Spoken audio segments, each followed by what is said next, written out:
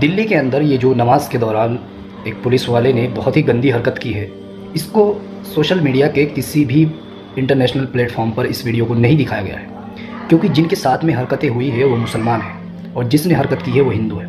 इसलिए इन चीज़ों को नहीं दिखाया जाएगा। अभी कुछ टाइम पहले कोई लड़की बाहर से घूमने के लिए आई थी, उसके साथ देखिए कितनी गंदी हरकत की है। क्या हो रहा है हिंदुस्तान के अंदर। मैं समझता हूँ कि ऐसे लोगों को फांसी की सज़ा होनी चाहिए और ख़ास तौर से ये जो पुलिस वाले जिन्होंने ये हरकत की है इनको सस्पेंड कर देना चाहिए। वैसे सस्पेंड तो ये हो ही गया, इफेक्ट के साथ सस्पेंड कर दिया गया है। और ये जुमे का वीडियो है 8 मार्च 2024।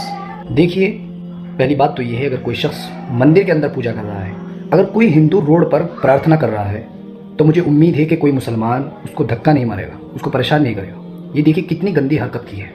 इंसान सजदे में होता है तो इंसान सजदे में अल्लाह ताला के सबसे ज़्यादा करीब होता है। उस हालत में इस शख्स ने देखिए कैसे इन सबको लात मारी है।